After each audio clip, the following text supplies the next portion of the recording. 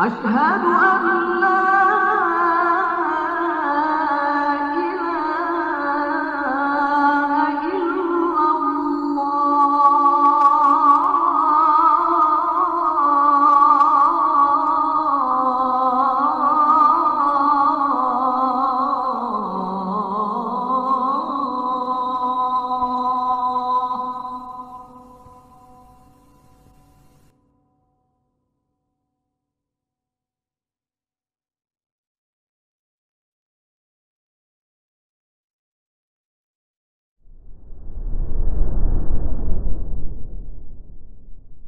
Assalamualaikum warahmatullahi wabarakatuh.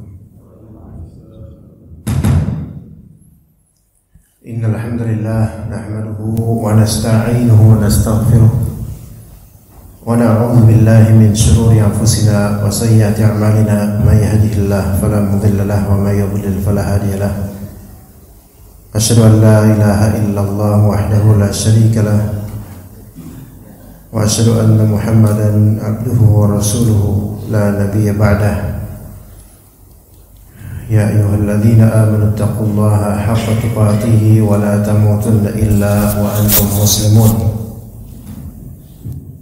Fa inna asdaqal hadits kitabullah wa khairal hadi hadi Muhammadin sallallahu alaihi wasallam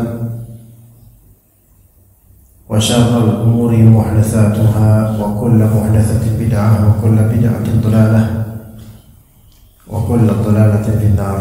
Amma ba'd. Para jemaah yang dirahmati oleh Allah Azza wa Jalla, mencintai atau membenci itu adalah perbuatan hati, bisa menjadi amalan dalam mencintai atau membenci, dan amalan tersebut mencintai atau membenci bisa berbuah pahala atau dosa. Maka Allah Subhanahu wa taala berfirman, "Wala taqfu ma laysa laka bihi 'ilm. Inna as-sam'a wal basara wal fu'ad kullu ulaika kana 'anhu mas'ula." Dan janganlah kalian menuruti hal-hal yang kalian tidak punya ilmu tentangnya. Jadi kalau tidak punya pengetahuan tentangnya, tidak punya ilmu tentangnya, berhenti. Jangan mengomentari, jangan menanggapi. Karena apa? Karena pendengaran, penglihatan akan sampai fuad, yaitu hati, itu semua akan diminta pertanggungjawaban di hari akhir. Kalau pendengaran, penglihatan iya, itu kita tahu. Tapi hati bagaimana? Yaitu dari segi membenci atau menyukai, dari segi rasa takut atau rasa harap, itu semua adalah perbuatan qalbu, hati, dan akan diminta pertanggungjawaban oleh Allah Azza wa Jalla jika mencintai atau membenci tersebut ada kaitannya dengan ibadah, ada kaitannya dengan agama, atau terlafalkan terjemahannya dengan lisan, atau terlafalkan terjemahannya dengan lisan. Kalau misalnya mencintai atau membenci ada kaitannya dengan ibadah atau agama, kaitannya dengan Allah, kaitannya dengan Rasulullah, ini akan ada feedback dan timbal balik dari Allah Azza wa Jalla. Begitu juga kalau mencintai atau membenci ini diterjemahkan melalui lisan atau berefek pada perbuatan, maka ini juga akan ada imbasnya, akan ada catatan amalnya. Mencintai seseorang kemudian membuat kita mendedikasikan hidup kita padanya, misalnya. Bukan karena Allah, karena dia. Misalnya yang biasa di lagu-lagu roman picisan, lagu-lagu cinta dan semisalnya. Mencintai lawan jenisnya atau pacarnya atau istrinya atau perempuannya yang itu sampai level memperbudak diri padanya. Maka ini bentuk cinta yang berefek pada sikap dan perbuatan. Ini akan diminta pertanggungjawaban. Ya, itu. Membenci juga seperti itu. Ketika kita membenci, alasannya apa? Membenci seseorang atau sesuatu, alasannya apa? Kalau itu ada kaitan dengan syariat Allah, agama dan seterusnya, maka itu akan apa? Akan diminta pertanggungjawaban. Jika membenci tersebut ada kaitan dengan agama, atau membenci tersebut diterjemahkan melalui lisan maupun perbuatan. Ya. Misalnya yang terjadi banyak sekarang dan dulu sampai sekarang. Ya. Membenci poligami misalnya. Ini bagian dari syariat, gitu loh. Ada hukumnya. Ya, ada hukumnya. Nah, kalau membenci, misal seorang ustaz atau dai sunnah poligami, kemudian akhirnya dia membenci semua atau umumnya ustaz sunnah karena rata-rata misal poligami misalnya. Ini kan kebencian yang ada kaitannya dengan agama dan Islam, syariat. Bukan hanya karena dainya, bukan hanya karena sunnahnya, melainkan zat, yaitu ta'addud atau poligami ini suatu amalan, suatu ibadah yang memang diatur dalam syariat. Maka membenci para pelakunya yang tidak ada salah untuk melakukan itu, maka ini kebencian yang ada kaitannya dengan agama Allah. Imma membenci di sini menuruti perasaan sehingga akan keluar dari lisannya suatu kefasikan, dan cukuplah mengatakan bahwa saya benci umumnya ustaz sunnah karena latar poligami. Ini suatu kefasikan tersendiri karena membenci orang-orang yang tidak ada salah melakukannya atau tidak ada salah terhadapnya, sehingga kenapa harus dibenci? Inna sam'a wal basar wal fuad kullu ulaika kana anhu mas'ula. Apalagi kalau dituangkan dengan lidah atau lisan, mengatakannya, walaupun mengatakannya hanya ke tetangga, enggak di media sosial, enggak. Ada apa gitu? Bisa saja ini adalah suatu bentuk pengingkaran terhadap sebagian syariat. Jangan kira bahwasanya awatif itu perasaan lembut di hati, kebaperan itu awatif namanya. Jangan kira itu tidak akan berpengaruh pada agama kita, keagamaan kita, iman kita. Karena ada kalanya Abu Thalib tidak mau masuk Islam karena awatif, baper, karena nggak enakan sama sahabatnya, sahabat lamanya. Dan betapa banyak yang terjatuh pada zina beneran karena kenangan CLBK, baper, hancur agamanya. Ya. Ada pula karena awatif, kebaperannya sampai murtad, itu juga ada. Berarti ini masalah cinta dan benci, bukan masalah kayak rawan pelecehan remaja. Bukan hanya seperti itu, bisa menghancurkan agama seseorang. Mencintai atau membenci, alasannya apa kau mencintai ini, alasannya apa kau membenci itu. Ketika alasannya itu bukan alasan yang syar'i, maka sebaiknya udahlah. Karena itulah dalam kitab Al-Ikhlas, Tariqul Khalas, disebutkan di antara majalatul ikhlas, yaitu di antara lapangan yang dirambah untuk bisa ikhlas dengannya, padanya adalah al-ikhlasu fil hub, yaitu ikhlas dalam mencintai. Ikhlas dalam mencintai. Karena kita itu tidak lepas dari mencintai atau tidak mencintai atau membenci kadang-kadang. Ada kalanya manusia itu mencintai, alasannya itu tidak pas, tidak benar. Ngefans sama artis, ya, ngelihat misalnya foto pelawak yang sudah mati dan legendaris di dunia selebriti, wah ini nih idolaku nih, gitu. Subhanallah, idolaku pelawak dulu. orang idola kok pelawak gitu loh. Ini yang ajaib ya.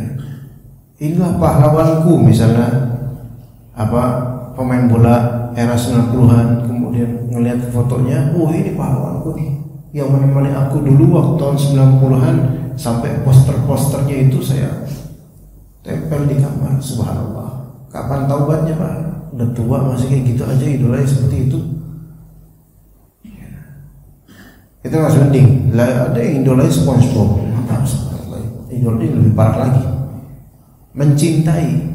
Makanya kita itu nggak boleh mendidik anak-anak kita untuk sampai level mencintai tokoh-tokoh kartun atau tokoh-tokoh selebriti. Nggak boleh.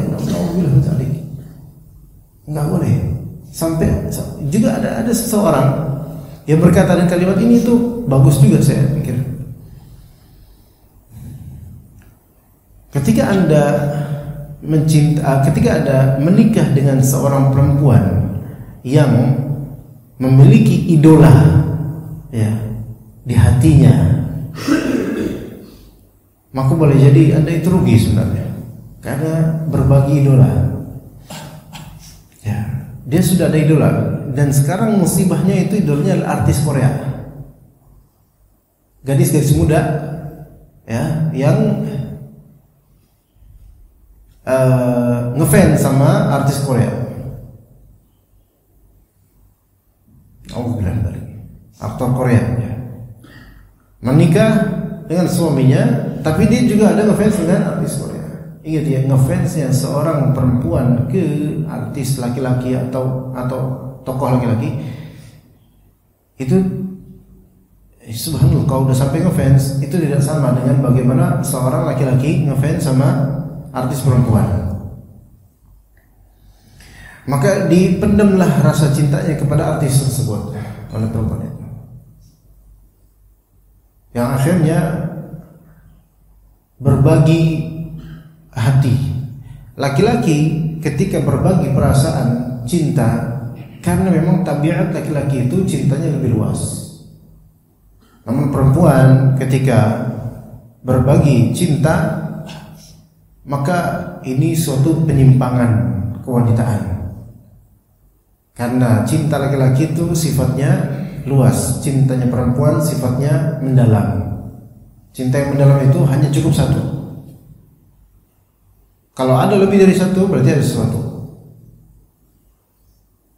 Ada sesuatu yang merupakan pelanggaran atau penyelewengan sifat kewanitaannya. Nih kaitannya dengan cinta, dan juga berpengaruh pada rumah tangganya pasti. Maka al-ikhlas fil hub, ikhlas dalam mencintai, yang mana lagu-lagu baik barat maupun Indonesia tidak sedikit yang membicarakan tema tentang ketulusan dalam cinta, dalam mencintai pasangannya, istrinya dan misalnya, yang hakikatnya itu semua fake, palsu. Tidak ada yang lebih tulus bagi seorang laki atau perempuan dalam mencintai pasangannya melainkan karena Allah. Itu baru paling tulus dan paling baik dari segala lagu yang ada, sekalipun lagunya hiperbola sekali, seperti aku siap untuk melawat, untuk memanjat ribuan tembok, untuk melewati ratusan sungai, untuk melewati api demi mencarimu. Wallahi ini kadzib, bohong. Gak ada laki-laki yang kayak gitu. Ngapain ngejar seorang akhwat sampai harus ribuan tembok, ratusan sungai, sekian api, padahal kecamatan sana ada yang lebih cantik daripada dia. Laki-laki pakai logika gitu. Ngapain capek-capek, mati duluan. Tembok ke-50 udah mati, capek duluan saya. Jangankan tembok 50, manjat satu tembok aja langsung linu. Gitu. Cuma omongan doang. Lebih buruknya juga perempuan ketika digombalin kayak gini tersanjung, ya subhanallah. Ya subhanallah. Mau aja digombalin dengan seperti ini. Padahal ini tidak ikhlas.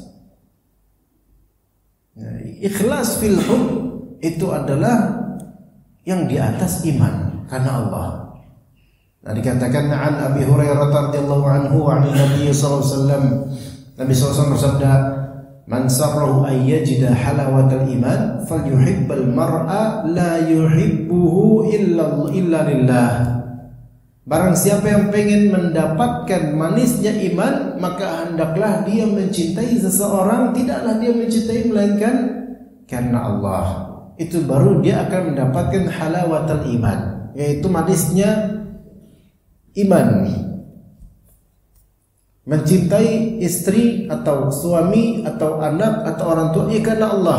Di situ dia akan mendapatkan manisnya iman dari perjuangan, pengorbanan, perjalanan dalam ujian, mencintai dan seterusnya. Itu akan mendapatkan apa? Halawatul iman. Ya pahit secara zahir, kelihatannya pahit karena harus juang nafkah, juang ini, berjuang itu, tetapi manis secara tawakalnya pada Allah Azza wa Jalla dalam mempertahankan rasa sayangnya kepada pasangannya atau orang tuanya atau anaknya atau sahabatnya bahkan. Maka dikatakan wa qawluhu falyuhibbal mar'a la yuhibbuhu illa lillah. Hendaklah dia mencintai seseorang, tidaklah dia mencintai kecuali karena Allah. Yakni bil mar'i huna al muslim al mu'min, yaitu dia mencintai seorang muslim dan mukmin. Li'annahu huwa alladhi yumkinu an yukhlisa lillahi ta'ala fi mahabbatihi. Karena orang beriman itu adalah orang yang hanya satu-satunya jenis yang mungkin untuk kita mencintainya karena Allah. Karena Anda tidak bisa mencintai orang kafir karena Allah, susah. Anda tidak bisa mencintai orang kafir, orang non muslim karena Allah, nggak bisa. Walaupun dibolehkan seorang muslim pria menikah dengan seorang ahli kitab Yahudi atau Nasrani yang berpegang pada agamanya dengan baik versi agamanya, itu masih boleh sah nikahnya dengan kemakruhan. Pada sebagian ulama mengatakan makruh. Ya. Kenapa? Karena ada beberapa ayat yang bolehkan, ada beberapa dalil yang bolehkan. Bahkan sebagian ulama saking merasa ini sangat mengkhawatirkan sampai ada yang tetap mengharamkan loh. Padahal hukum asalnya itu pembolehan, cuman dengan adanya kemakruhan karena ada madarat. Bagaimana seorang suami laki-laki dia mempunyai istri yang kafir kepada Allah dan dia mencintainya karena Allah, itu sesuatu yang susah, sesuatu yang nggak nyambung. Ya, walaupun secara fikih pernikahannya sah, itu tema fikihnya, tapi tema tazkiyatun nufus dan hatinya itu susah. Ya. Itu jangankan yang pasangan istrinya adalah seorang Nasrani ya Pak. Ini gini, Anda pernah teman SD, udah teman SD udah lama ya. Dia nanya ke Anda,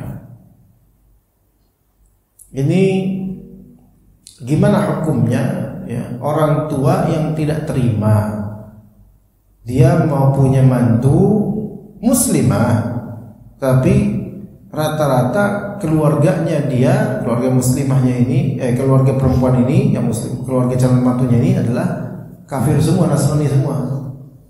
Loh kenapa? Kata, kan secara fikih ya jelas boleh ya, maksudnya ini ngomongin fikih itu ya hukumnya aja gitu kan. Tapi kan ada hal-hal lain yang di luar fikih seperti tazkiyatun nufus, tauhid, aqidah, terus masalah sosial, ya, ada hal-hal lain yang perlu dipertimbangkan. Lah kenapa? Ya, terpikir juga kalau nanti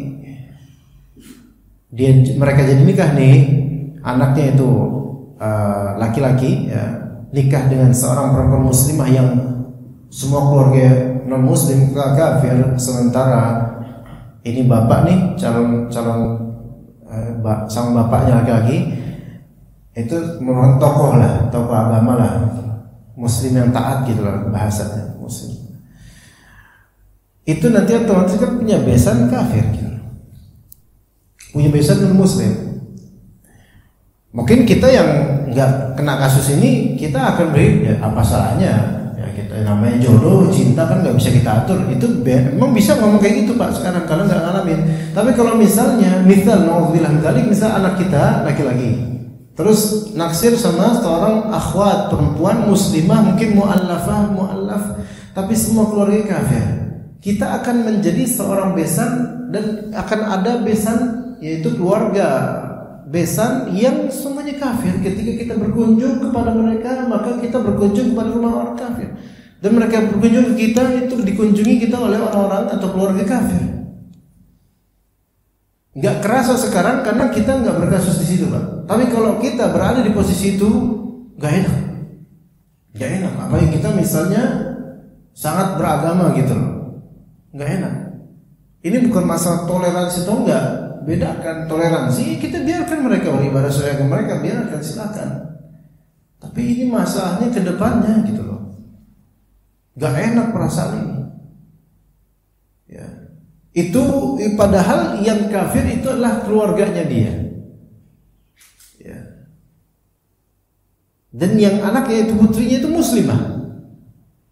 Itu saja sudah.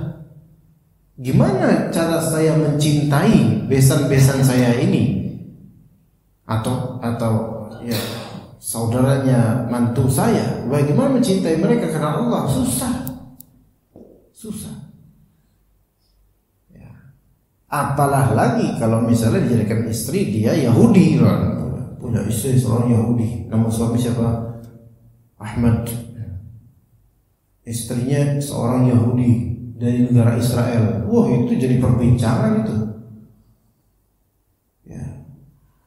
Gimana cara kita mencintainya? Susah. Mencintai karena Allah maksudnya. Kalau mencintainya karena kemanusiaan dia, atau karena kebaikan dia belaka, atau karena kecantikan saja, maka ya itu berarti bukan karena Allah dong. Ya, bukan karena Allah. Allah Ta'ala memurkai kekufuran, tapi kemudian kita mencintai orang yang sedang melakukan apa yang Allah Ta'ala murkai. Lalu kita mengklaim saya mencintai ini dia karena Allah, padahal Allah murka sama dia. Itu nggak nyambung, makanya susah. Ya, makanya susah. Makanya dikatakan sih, kita itu hanya bisa mencintai karena Allah kepada orang yang muslim dan mukmin.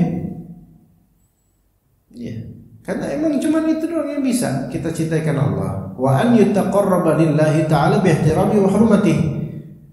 Dan terhadap orang mukmin dan muslim itulah yang kita hanya bisa mendekatkan diri kepada Allah dengan menghormatinya, yaitu karena punya kehormatan keislaman. Fa innahu huwal mawsufu bil ukhuwati imaniyah wal mahabbati diniyah.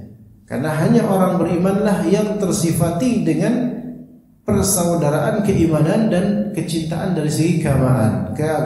Kata Allah Ta'ala, innamal mu'minuna ikhwah. Sesungguhnya orang-orang beriman itu saling bersaudara.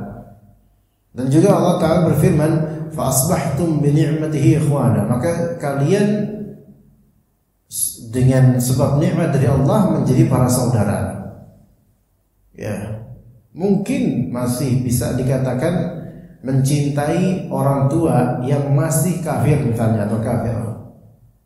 Ya, mencintai karena Allah. Mungkin ini masih mungkin. Kenapa masih mungkin? Karena sifatnya ini tidak ikhtiari, tapi jibilli atau ijbari. Mencintai orang tua itu, orang tua kandung itu sifatnya memang sudah tabiat manusia. Nggak bisa nih. Abu Hurairah mencintai ibunya ketika masih apa? Masih kafir. Mencintai ibunya ya. Kan bahkan ibunya itu selalu mencaci dan mencela Nabi SAW, menjelekkan Nabi, menghibahi Nabi dan seterusnya.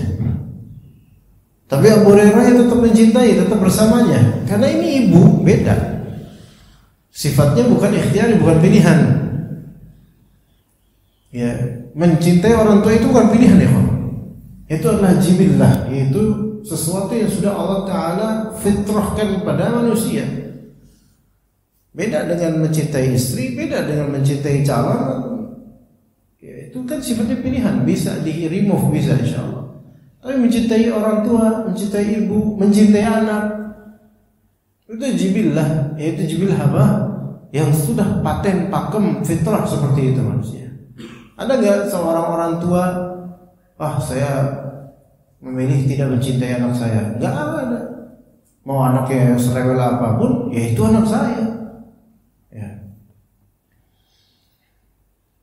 Wa qad afada hadzal hadits anna mahabbatal mu'min al-musilata li halawatil iman la budda an takuna khalisatan lillahi ta'ala. Faedahnya,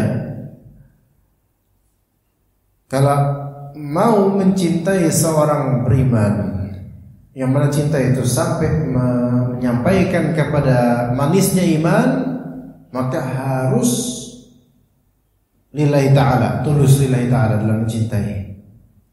Ghaira mathubatin bil aghradi dunyawiyah, tidak diliputi tujuan duniawi. Nah, ini bedanya.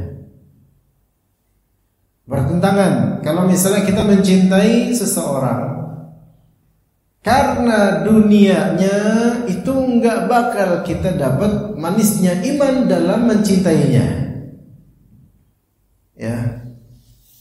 Wala al-hudud al-bashariyah, dan bukan pula kita mencintainya karena al-hudud bashariyah, yaitu hak-hak kemanusiaan. Bukan cuma itu doang. Al-hudud bashariyah itu kayak mencintai anak, mencintai orang tua, bukan karena Allah, tapi karena emang ya namanya juga anak, masa saya nggak cinta? Jangan, kita orang muslim, orang kafir aja mencintai anak gitu loh.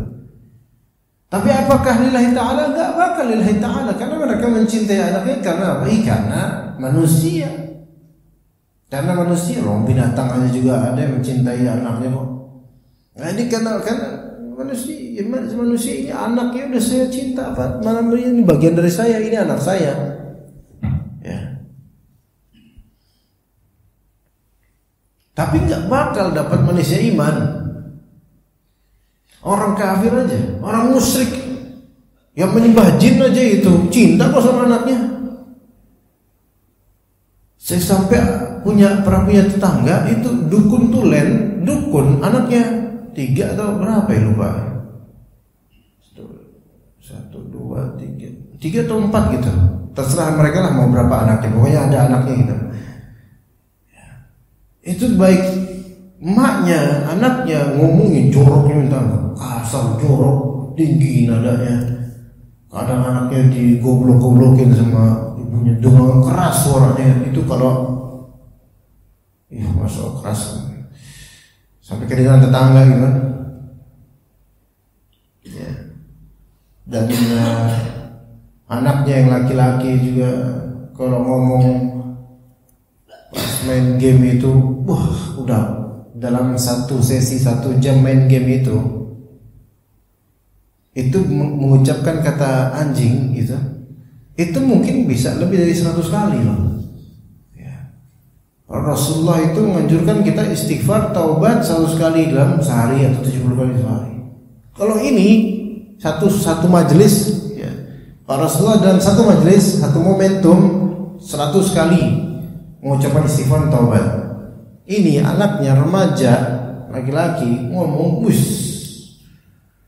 lafal dogi gitu, bisa sampai lebih dari 100 kali. Tapi alhamdulillah gak ada hitung, ngapain juga hitung kayak gitu. Tapi itu terjadi.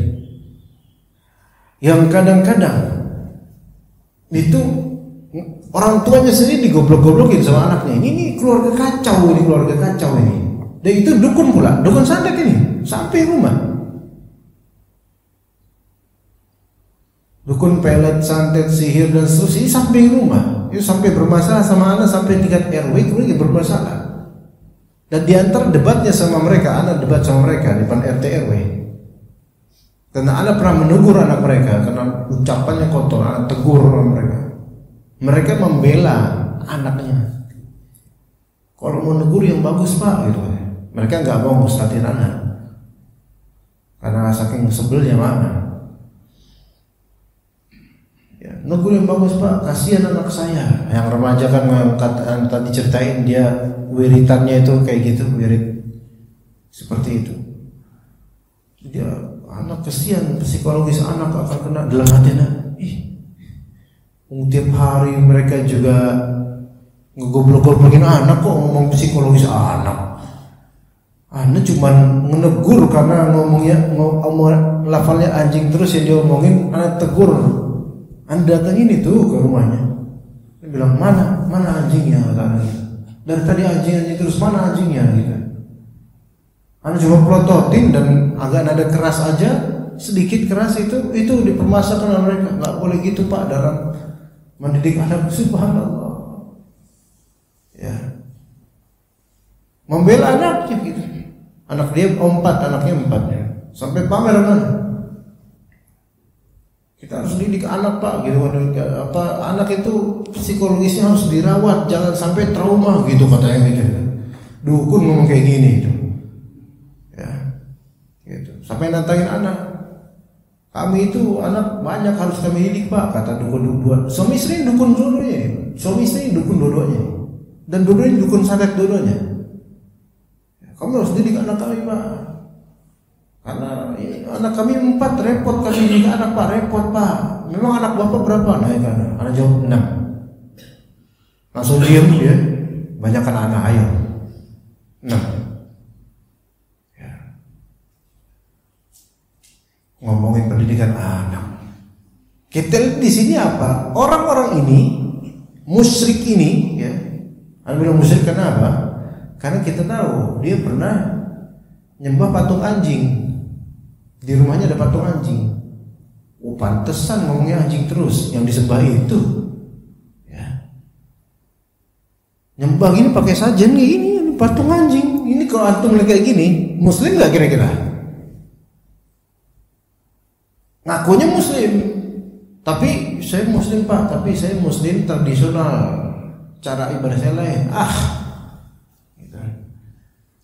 Maka yang seperti ini, yang nyembah patung anjing aja, itu sampai mendefend dan membackup anaknya yang jelas-jelas mujrim, jelek baca omongannya, tapi dibela karena cinta sama anaknya.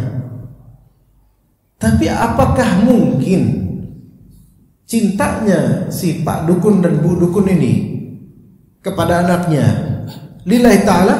Enggak mungkin.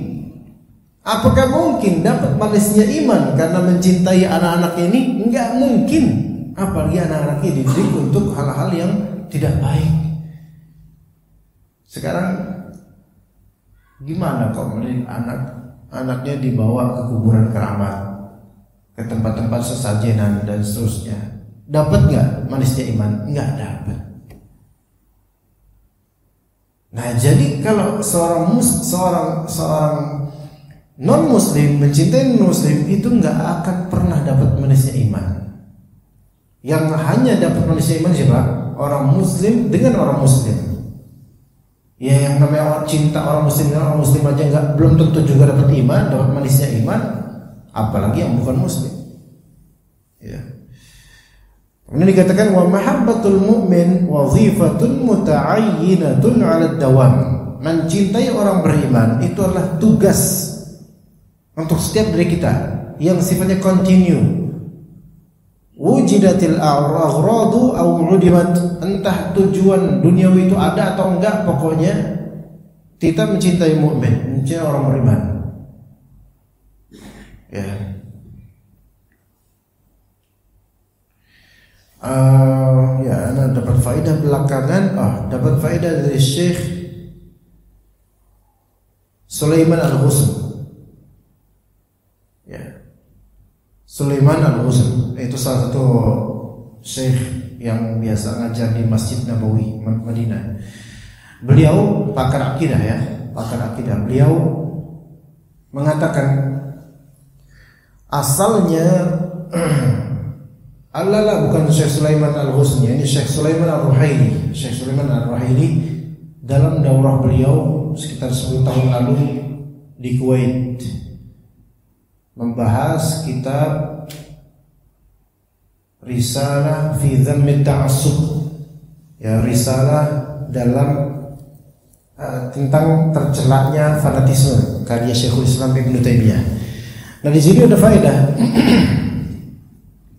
dari beliau rahimahullah. Asalnya seorang muslim itu harus ada bagian yang dicintai oleh muslim lainnya. Asalnya seorang muslim memiliki bagian untuk dicintai, wajib dicintai oleh muslim lainnya. Semua, walaupun muslim ini perilaku jelek, tetap harus ada bagian dirinya yang kita cintai. Karena apa? Islamnya dia itu. Ya, begitu Pak. Ya. Antum kesel sama seorang muslim, karena kelakuan dan tingkah dia itu ada bab tersendiri. Tapi ketika antum tahu dia adalah muslim, maka antum tetap harus mencintainya.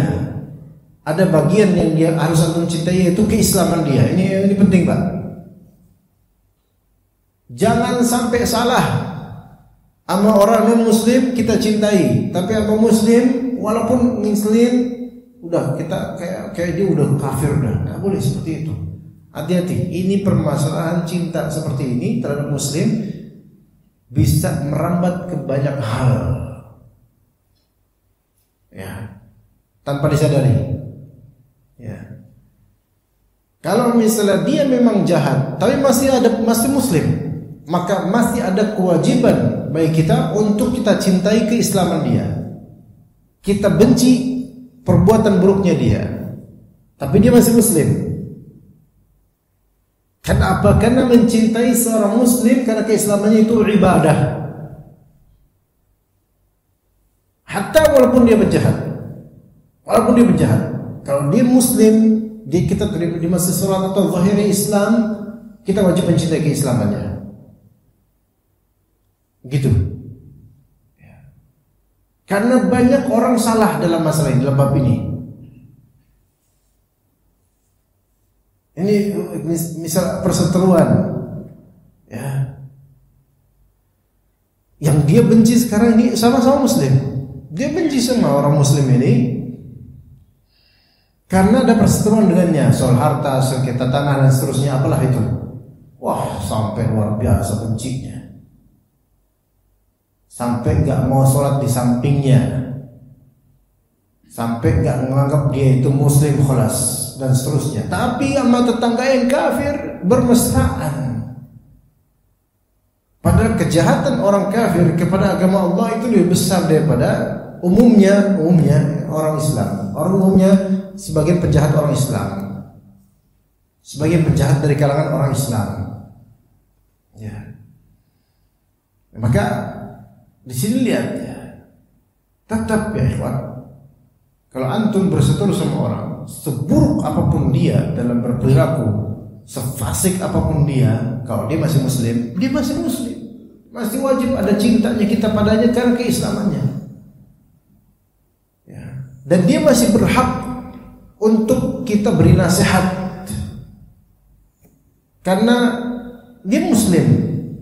Dia bukan yang kata Allah, innal ladzina kafaru sawa'un 'alaihim a'anzartahum am lam tunzirhum la yu'minun. Sesungguhnya orang-orang kafir sama aja, kamu mau ngasih tahu atau kamu enggak ngasih tahu, kamu peringatkan atau tidak, sama aja mereka yang beriman. Enggak, ini mukmin muslim. Kita benci sama dia bukan karena keislaman atau gimananya, tapi karena perilaku dia, akhlak dia enggak benar dan seterusnya. Ya. Maka kata Syekh Sulaiman Ar-Ruhaili rahimahullah, seorang yang tersifat dengan Islam, seorang muslim itu masih ada kewajiban kita untuk mencintainya sekalipun bagaimana dia. Ya gitu Pak. Ya. Kalau kita punya tetangga muslim bener muslim, bukan kayak tetangga yang saya ceritakan tadi, ngomongnya muslim kata Islam tapi nyembahnya setan. Ini kafir, musyrik. Itu kalau mati nggak bakal nama sholatin itu, karena udah tahu ada keadaannya gitu. Nah, kalau dia muslim, memang benar muslim, apalagi muslim ini sering ke masjid, masya Allah ini mukmin khalas nih, masya Allah. Banyak kesalahannya, tapi dia muslim mukmin. Ya. Yang mana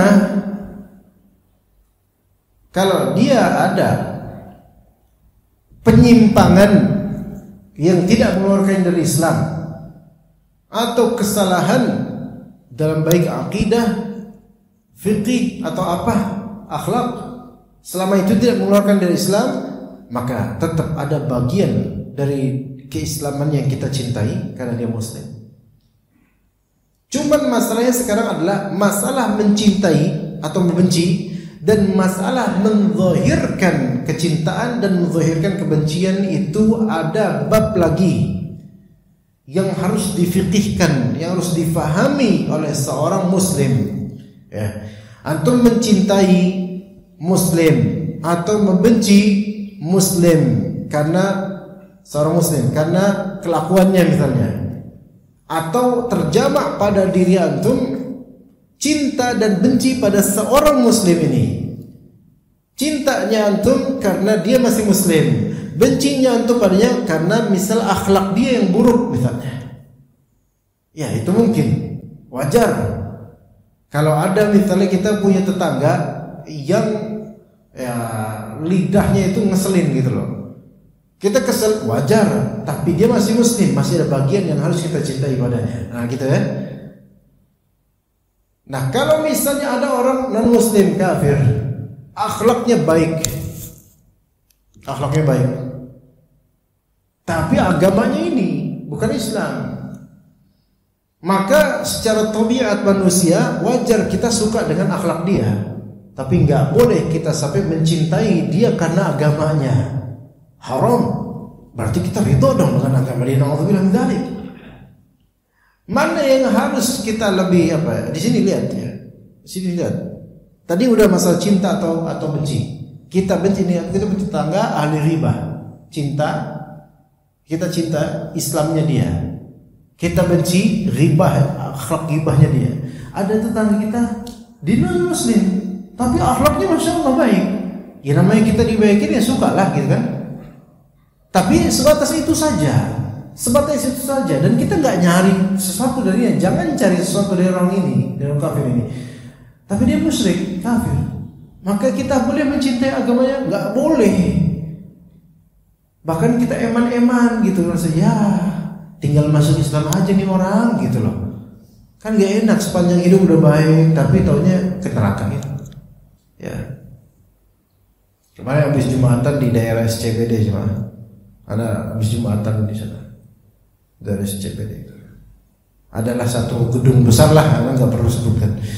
Itu anak khutbah di situ di basementnya. Kemudian setelah khutbah kan Jumatan kita makan-makan sama DKM dan teman-teman. Itu cerita di kantor besar mereka itu ada direksi kan, beberapa direksi.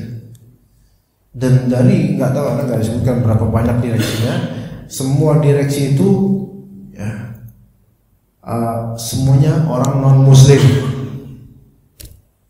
Direksi semua orang, pejabat-pejabat kantor itu semua orang non muslim semua. Dan mereka gengsinya tinggi semua, kecuali satu orang. Ini orang Jawa Nasrani Jogja. Orang Jawa Nasrani Jogja gitu. Maksudnya Jawa lah pokoknya. Enggak tahu Jogja atau mana, pokoknya Jawa Nasrani. Ya, yang mana itu halus banget gitu loh. Dulunya itu dari bawah, karirnya dari bawah sampai ke direksi, bahkan ini tawadhu sekali gitu. Kalau direksi lainnya, pemimpin direksi lainnya itu mobilnya mewah semua, kemudian menjaga image dan nggak mau deket-deket sama orang-orang bawahan. Tapi kok yang ini itu sangat tawadhu padahal Nasrani. Kalau yang lain pengen makan di tempat-tempat mewah, ini makannya apa? Di Warmindo. Tapi sebelum makan, sebelum masuk itu lihat dulu, takut ada bawahan-bawahan yang melihat. Bukan karena gengsi, takutnya wibawanya kurang, kasihan nanti di perusahaan. Tapi kelihatan kadang-kadang makan makanan yang sebenarnya itu makan makanan orang-orang biasa gitu loh, bukan orang-orang direksi rata-rata. Sampai kita bincang, wah itu kebaikannya banyak sama orang tawadhu, sama ini dan seterusnya. Anda bilang, ini nanggung dia orang Pak, tinggal masuk Islam aja Pak. Iya sih. Ada beberapa orang seperti itu. Tinggal masuk Islam aja. Dan orang-orang ini, bawahan ini, orang-orang perusahaan, orang sana lah itu suka sama, maksudnya mencintai dari siapa? Akhlak baiknya dia. Nah, Anda bilang tanggung ini. ini nggak ada apa-apanya nih akhlak dia nih, kecuali dia masuk Islam. Kasihan akhlak baik tapi nggak masuk Islam. Sufyan. Wajar manusia itu menyukai dia, tapi ketika mengetahui kekufuran dia kepada Allah, disitulah ujiannya. Yang banyak orang terjebak di sini dan salah, misleading dia dalam mencintai atau membenci. Ya, salah akhirnya. Akhirnya meridhoi agamanya. Sampai akhirnya ujung-ujungnya seperti talbis syaitan mengatakan bahwasanya semua agama sama, yang penting orangnya. Itu ujung-ujungnya. Itu. Ya. Akhirnya mencintai yang tidak berhak dicintai. Baik. Maka seorang muslim mukmin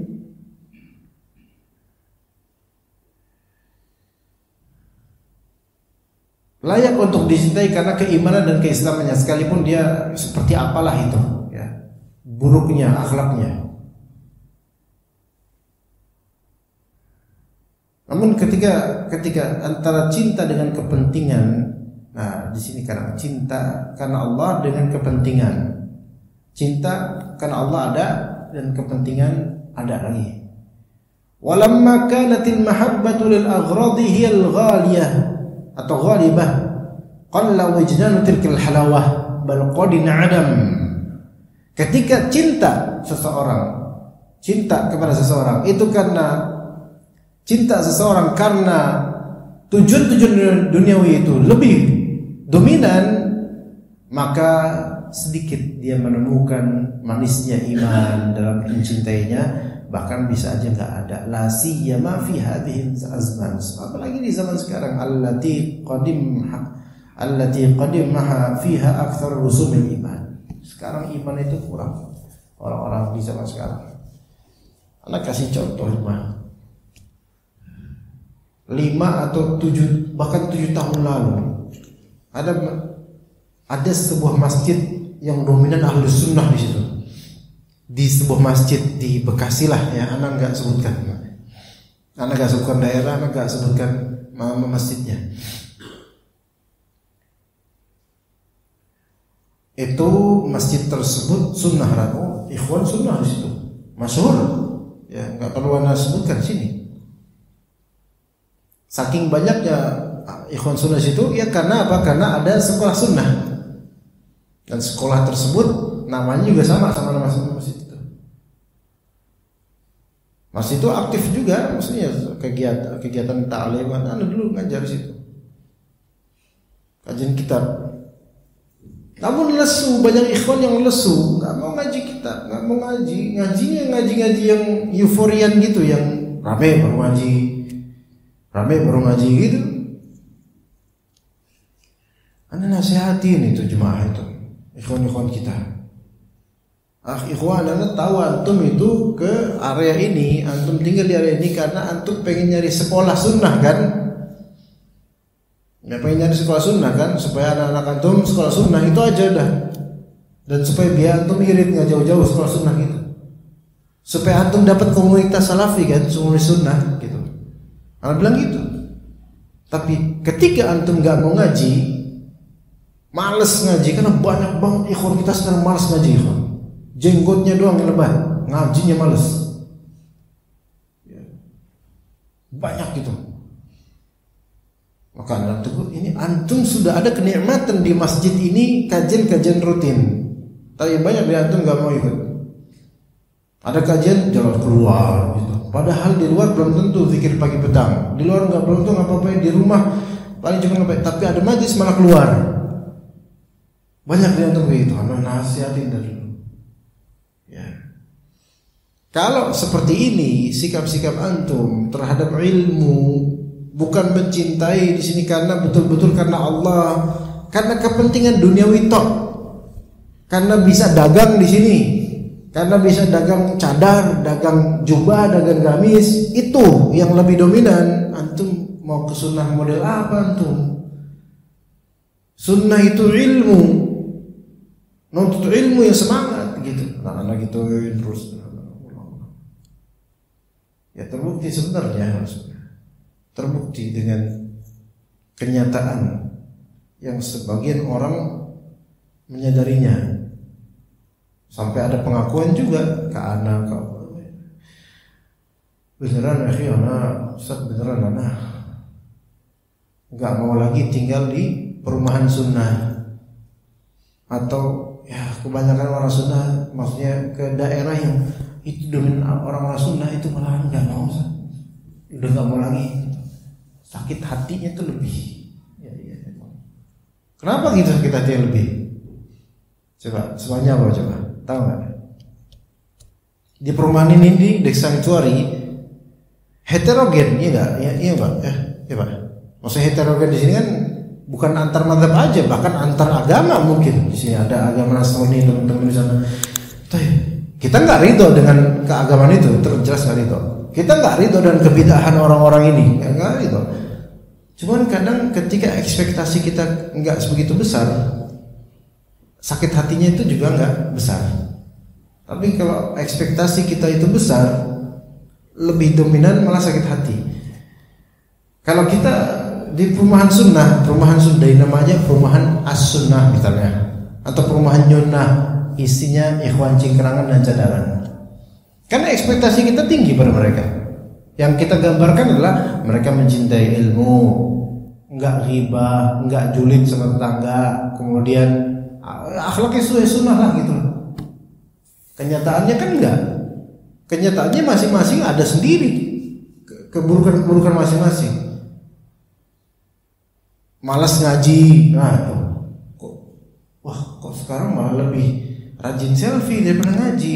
Nah, tuh banyak penyakit seperti itu.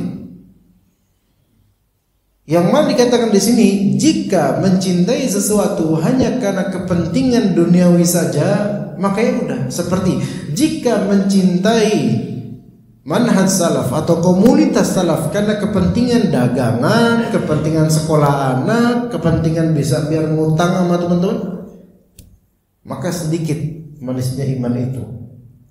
Dan karakteristik sunnah ini adalah cinta pada ilmu syar'i.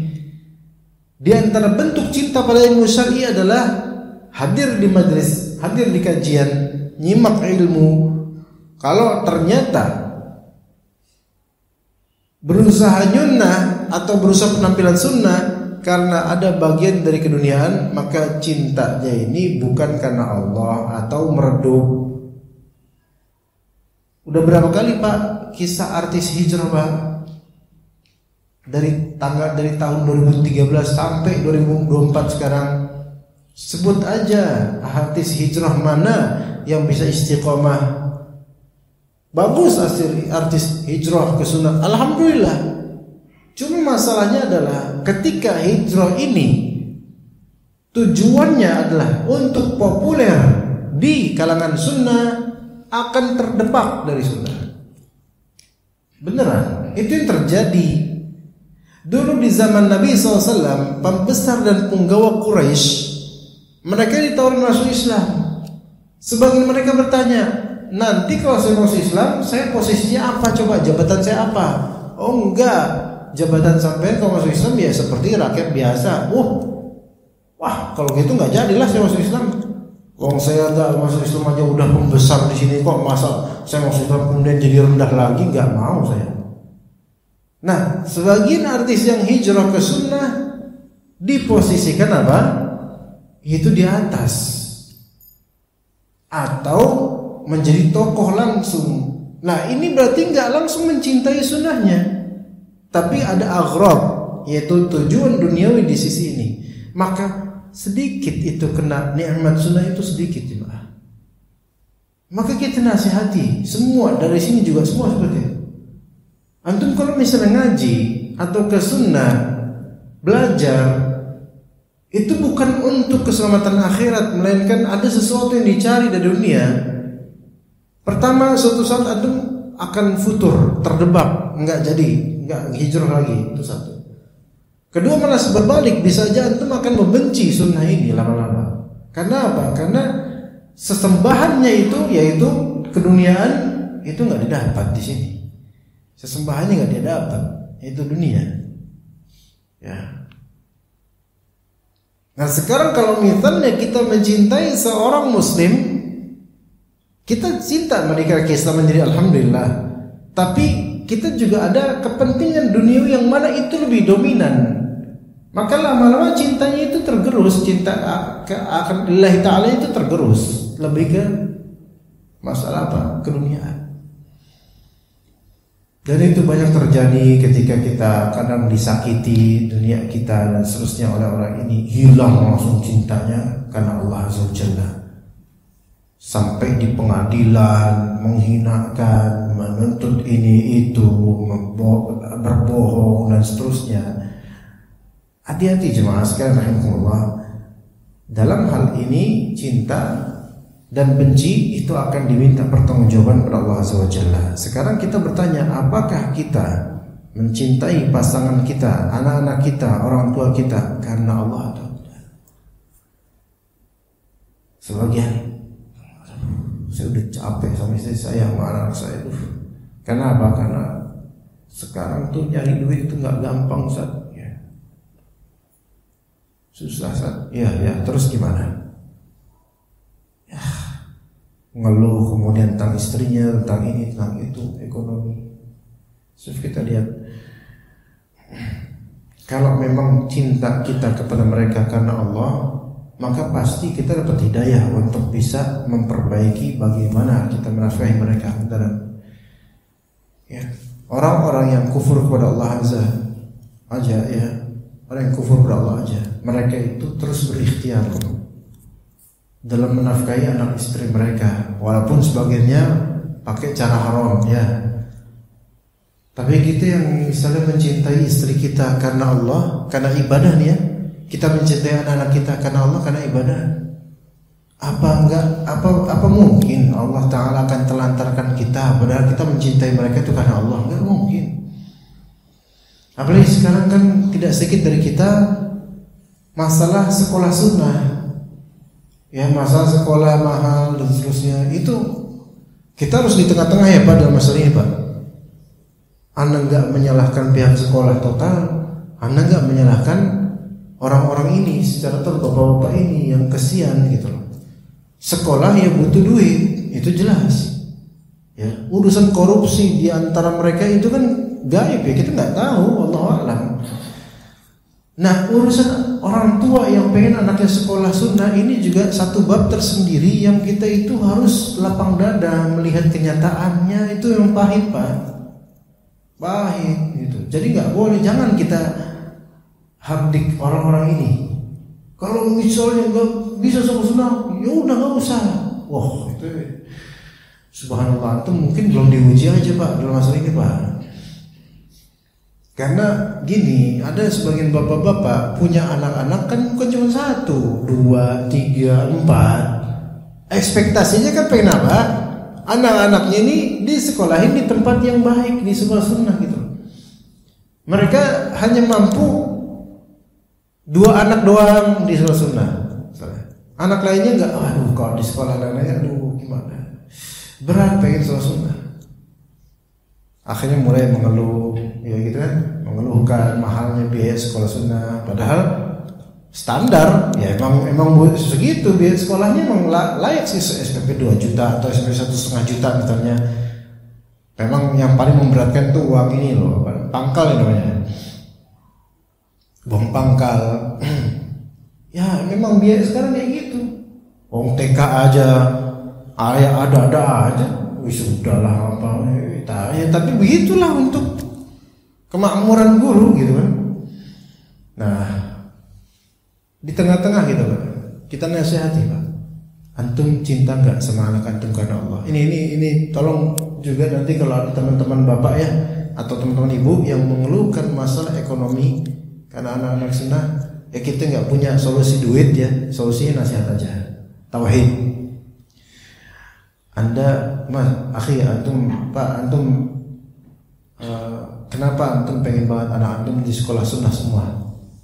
Ya karena pengen agama mereka bagus. Berarti antum kan mencintai mereka karena Allah kan? Iya. Kabar gembira buat antum, sepahit apapun antum sekarang. Ya, mungkin entah bisa atau enggak semua anak antum ke sekolah sunnah. Al-muhim cinta antum kepada anak-anak antum karena Allah itu sudah ada. Allah persiapkan ganjaran buat antum.